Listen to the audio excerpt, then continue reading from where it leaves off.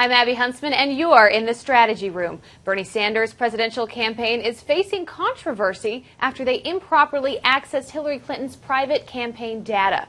Sanders' campaign manager has acknowledged that a low-level staffer has viewed the information and was fired as a result. The Democratic National Committee is punishing Sanders by shutting them out from accessing their databases, which provide information on voters, especially in those early voting states. Here with reaction are Democratic strategist Basil Smikle Jr. and Republican strategist TJ McCormack. Welcome to you both. Thank you. Basil, I'll start with you as the Democrat in the room. How big of a blow is this to the Sanders campaign, and is this a sign that the DNC is beginning to get a little worried about Bernie Sanders, who in our latest Fox poll is pretty much neck and neck in New Hampshire with Hillary Clinton? Well, for the campaign itself, this is a very tough blow because let me explain what this voter file does. Is it allows you to specifically target your voters.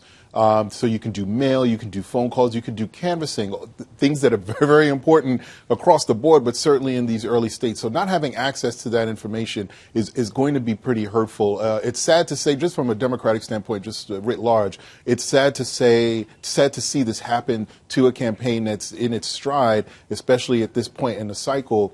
And for someone like Sanders, who we think of as being the opposite of a politician, the opposite of calculating. Right, but that's sort of the nuts and bolts of campaigning that sometimes a lot of people gloss over, but this is the process. It's going into data files, looking at voters and trying to craft your strategy out of that. So it's a tough blow for the campaign, but hopefully they will have an ability to sort of bounce back from it. I can't help but wonder, TJ, if this were reversed and it were Hillary Clinton's campaign that was caught doing this, would the DNC respond the same way they have for Bernie Sanders? Well, I tell you what, you mean would they circle the wagons for Hillary? Would the DNC, Basil, circle the wagons for Hillary? I don't know. That'd be like holding most of their, what do you think? Their budget.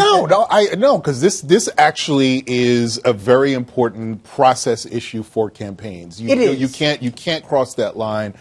This you was guys, a low level. You agree on that? You Well, especially because what Basil said is right. Look, it's about gaining every advantage, especially against the Clinton machine. You need every advantage, and quite frankly, if this low level staffer probably earned some stripes in some people's eyes, because whatever they got, whatever they gleaned from that information, that's going to be used. It's already been used. It's already been used, and so I mean, they have to turn it back over now, right? If they want to get any of this they data. already got what they already got. They probably did a batch of mailers, made a bunch of calls, and it's amazing how laser focused so much of that information can bring you right into people's living rooms and get the canvassing done, which is what this part of the process is all about. So this low-level staffer may be a mid-level staffer after this number. And by the way, it is kind of fun to be on this side of things and watch the Hillary Clinton campaign.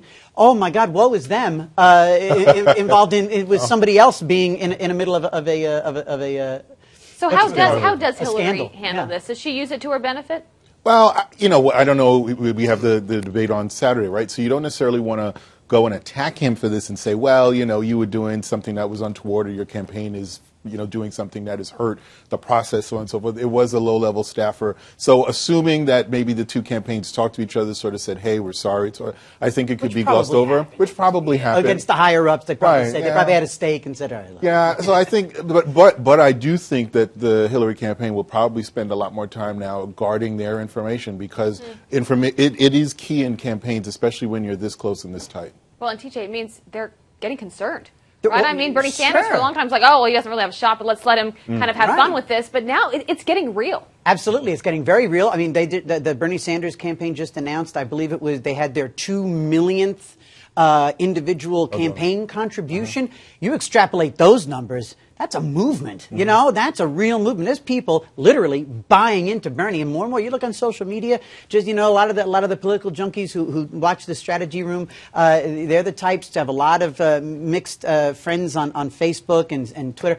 You go around, you take a look at your social media bunch, and you're going to see a lot of Bernie supporters amongst your liberal friends. Finally, we're seeing a little bit of a fight on the left. Should be interesting to follow. Basil Smikle Jr. and TJ McCormack, thank you both for being with us. Check out foxnews.com for more on the 2016 presidential race. I'm Abby Huntsman. Thanks for watching.